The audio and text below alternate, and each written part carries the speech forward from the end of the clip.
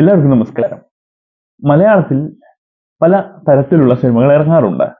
അതിനപ്പുറം മലയാള സിനിമയെ പുറം നാടുകളിൽ അറിഞ്ഞിരുന്നത് ചില രീതിയിലാണ്. ഒന്ന് പ്രത്യേകമായി പറഞ്ഞാൽ നിരൂപക പ്രശംസ നേടുന്ന തരത്തിലുള്ള വ്യത്യസ്ത സിനിമകൾ നൽകുന്നതിലായിരുന്നു ആദ്യമൊക്കെ മലയാള സിനിമ ശ്രദ്ധിക്കപ്പെട്ടത്.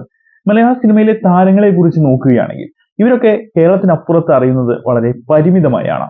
എന്നാൽ ഇന്ന് മലയാള സിനിമയിലെ സൂപ്പർ താരങ്ങളിൽ ഏറ്റവും കൂടുതൽ ആളുകൾ ശ്രദ്ധിക്കുന്നത് അറിയുന്നതൊക്കെ എനിക്ക് തോന്നുന്നു സുരേഷ് ഗോപിയെ ആയിരിക്കും. അദ്ദേഹത്തെ കുറിച്ച് തന്നെയാണ് നമ്മൾ ഇന്ന് സംസാരിക്കാൻ പോകുന്നത്. തെലുങ്ക്, കർണാടക, കന്നഡ ഭാഷകളിലൊക്കെ ഒരു സിനിമ പണ്ട് കാലത്ത് ഇറക്കി 200-300 ദിവസം ഓടിച്ച് അവിടുത്തെ നാട്ടുകാരെ കൊണ്ട് കയ്യടി വാങ്ങിച്ച ഒരു താരമായിരുന്നു സുരേഷ് ഗോപി. സ്വന്തം ശബ്ദം പോലും കൃത്യമായി പുറത്ത് കൊണ്ടുവരാൻ സാധിക്കാതെ, നിന്റെ ശബ്ദം കൊള്ളില്ല, നിന്റെ ശബ്ദം ഇതിൽ വേണ്ട എന്നൊക്കെ പറഞ്ഞിരുന്നു.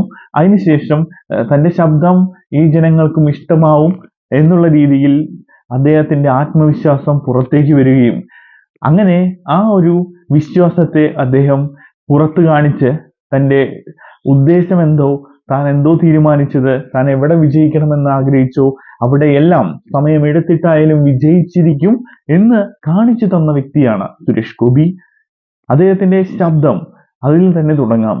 ആദ്യകാലത്ത് അദ്ദേഹത്തിന്റെ ആദ്യ സിനിമയിലൊന്നും ശബ്ദം അദ്ദേഹത്തിന്റെ ഉപയോഗിക്കാൻ സംവിധായകർ തയ്യാറായില്ലെന്നാണ് കേൾക്കുന്നത്. എന്തായാലും ആ ഒരു കാലത്തിന് ശേഷം പിന്നീട് കൊച്ചുകുട്ടികൾ മുതൽ മുതിർന്നവർ വരെ അദ്ദേഹത്തിന്റെ ഡയലോഗുകൾ മനഃപ്പാഠമാക്കി പറഞ്ഞുകൊണ്ടേയിരുന്നു. അദ്ദേഹത്തിന്റെ ശബ്ദത്തിന് അതിൽ വളരെയധികം പ്രാധാന്യമുണ്ടായിരുന്നു.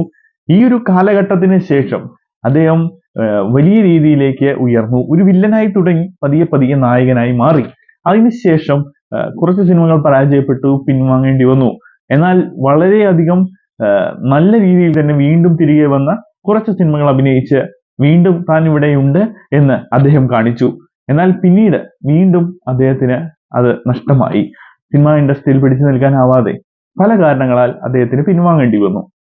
എന്നാൽ അവസാനമായിട്ട് അങ്ങനെ തിരിച്ചു വന്ന ഈ ഒരു സമയത്ത് അദ്ദേഹം തന്റെ സിനിമകൾക്ക് ഇപ്പോഴും ജനങ്ങളുടെ ഇടയിൽ മനസ്സുകളിൽ ഇഷ്ടമുണ്ട് എന്ന് വീണ്ടും കാണിച്ചു തന്നു. ഒരുപാട് സിനിമകൾ അദ്ദേഹത്തിന്റെ 20 കോടി ഏകദേശം ബോക്സ് ഓഫീസ് കളക്ഷൻ ഒക്കെ നേടി എന്നാണ് പറയുന്നത്. എല്ലാ സിനിമകൾക്കും അതിൻ്റെതായ രീതിയിൽ ജനപിന്തുണയിൽ ലഭിച്ചു. അങ്ങനെ നല്ല സിനിമകളുടെ ഭാഗമായി വന്ന് തന്റെ അഭിനയം തന്നെ എല്ലാവർക്കും വേണമെന്നും ഒക്കെ, അതുപോലെ മലയാള സിനിമയിൽ ഒഴിച്ചുകൂടാനാവാത്ത ഒരു നടനാണ് താനെന്നും തനിക്ക് അതിനുള്ള കഴിവുണ്ട്, താൻ ഒരു സൂപ്പർ സ്റ്റാർ തന്നെയാണെന്ന് അദ്ദേഹം വീണ്ടും കാണിച്ചു തന്നു. അതിനുശേഷം തനിക്ക് താല്പര്യമുള്ള ഒരു കാര്യമാണ് രാഷ്ട്രീയം. എന്നാൽ രാഷ്ട്രീയത്തിൽ എല്ലാവരും പോകുന്ന വഴിയിലൂടെയല്ല നടൻ സുരേഷ് ഗോപി പോയത്. അദ്ദേഹം ചെയ്യാനുള്ള കാര്യങ്ങളെല്ലാം നേരെ ചെയ്തു, മറ്റുള്ളവർക്ക് വേണ്ട സഹായങ്ങൾ കൊടുത്തു. എന്നാൽ പലരും പറഞ്ഞു, നിങ്ങൾ ചെയ്യുന്നതൊക്കെ ശരിയാണ്, പക്ഷേ നിങ്ങൾ പോയ വഴി ശരിയല്ല, ആ വഴി പോയവരാരും വിജയിച്ചിട്ടില്ല, നിങ്ങൾ ആ വഴിയെ പോയി പരാജയപ്പെടേണ്ട, എല്ലാവരും പോയി രക്ഷപ്പെട്ട വഴിയിലൂടെ തന്നെ നിങ്ങൾക്കും മുൻപോട്ട് പോയിക്കൂടെ. ഇത് കേട്ടതും സുരേഷ് ഗോപി പുഞ്ചിരിച്ചു. തനിക്ക് പോവേണ്ടത് മറ്റുള്ളവർ പോയ വഴിയിലൂടെയല്ല, താൻ പോകുന്ന വഴി താൻ തന്നെ വെട്ടി വൃത്തിയാക്കി മുൻപോട്ട് പോവും, താൻ അത് വിജയിച്ച് കാണിക്കും. അങ്ങനെ അതിലും അദ്ദേഹം വിജയിച്ചു. ഒരു രാഷ്ട്രീയ പാർട്ടി മലയാള നാടുകളിൽ അധികം ശ്രദ്ധിക്കപ്പെടാത്ത, നാട്ടിൽ അങ്ങനെ വിജയിക്കാത്ത ഒരു രാഷ്ട്രീയ പാർട്ടിയിൽ വെറുതെ വിജയിക്കുകയല്ല, 10,000 വോട്ടിനോ 1000 വോട്ടിനോ അല്ല അദ്ദേഹം വിജയിച്ചത്, 20,000 വോട്ടിനുമല്ല അദ്ദേഹം വിജയിച്ചത്, 70,000 വോട്ടോളമാണ്. അത്രയും ജനങ്ങളുടെ ഇഷ്ടം ഇപ്പോഴും സുരേഷ് ഗോപിക്കുണ്ടെന്ന് അദ്ദേഹം തെളിയിച്ചു. അതെ, പലരും അദ്ദേഹത്തെ ട്രോളിയിരുന്നു.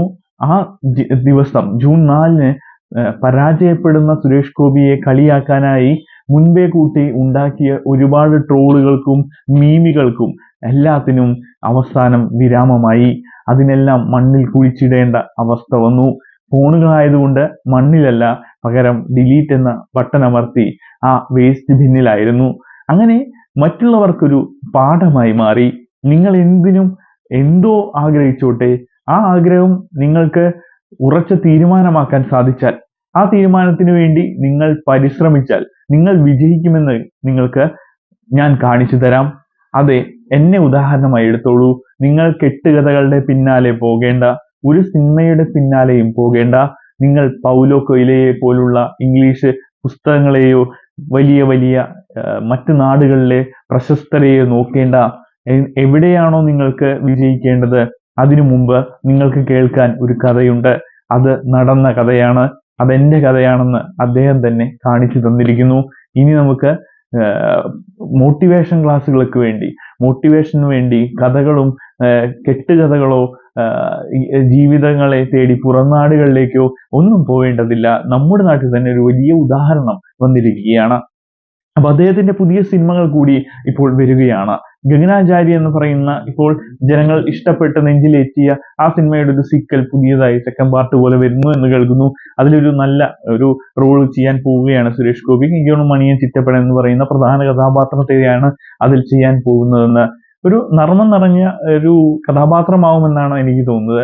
അദ്ദേഹത്തിന്റെ വ്യത്യസ്തമായ കോമഡി കഥാപാത്രം കൂടി നർമ്മം നമുക്ക് മുമ്പിൽ അദ്ദേഹം ഭംഗിയായി വിതറുമെന്ന പ്രതീക്ഷയാണ് എനിക്കുള്ളത്. എന്തായാലും വളരെ സന്തോഷം. അദ്ദേഹം നമ്മുടെ നാട്ടിൽ തന്നെ ജനിക്കുകയും ആ നാട്ടിൽ നമുക്കൊരു ഉദാഹരണം ആയി പുറത്തേക്ക് നോക്കാതെ ഒരു മോട്ടിവേഷന് വേണ്ടി നമുക്കൊരു കഷ്ടതകൾ വരുമ്പോൾ ആ കഷ്ടതകളെ തുടച്ചു നീക്കി നമ്മുടെ ആഗ്രഹങ്ങളെ സഫലീകരിക്കാനായി നമ്മൾ കഠിനാധ്വാനം ചെയ്താൽ ആ ലക്ഷ്യത്തെ ഉറച്ച തീരുമാനമാക്കിയാൽ വിജയിക്കാൻ സാധിക്കുമെന്ന ഒരു ഉറപ്പ് നമുക്ക് നൽകുകയാണ് സുരേഷ് ഗോപി. അദ്ദേഹത്തിന്റെ ജീവിതം തന്നെ എടുത്താൽ മതി. ഒരിക്കലും, ഞാൻ പറഞ്ഞല്ലോ, ഒരിക്കലും വിജയിക്കുമെന്ന് പ്രതീക്ഷയില്ലാത്ത ഒരു പാർട്ടിയിൽ പോകേണ്ട ആവശ്യം അദ്ദേഹത്തിന് ഉണ്ടായിരുന്നില്ല. വേണമെങ്കിൽ വലിയ പാർട്ടികളുടെ ഭാഗമാവായിരുന്നു. കേരളത്തിലെ വലിയ പാർട്ടി എന്നാണ് ഞാൻ ഉദ്ദേശിച്ചത്. അപ്പോൾ അവിടെയൊന്നും പോവാതെ അദ്ദേഹം അദ്ദേഹത്തിൻ്റെതായ അദ്ദേഹത്തിൽ തന്നെ വിശ്വാസവും ഉറപ്പും എല്ലാം നൽകിക്കൊണ്ട് ആ ഒരു ഉറച്ച ആത്മവിശ്വാസത്തോടെ മുൻപോട്ട് പോയി വിജയിച്ച് കാണിച്ചു തരികയും ചെയ്തു. അയാൾ എങ്ങോട്ട് പോയാലും അവിടെയൊക്കെ വിജയമാണ്. അത് ഭാഗ്യമല്ല, ഇതിനൊന്നും ഭാഗ്യം എന്ന് പറഞ്ഞാൽ പോരാ.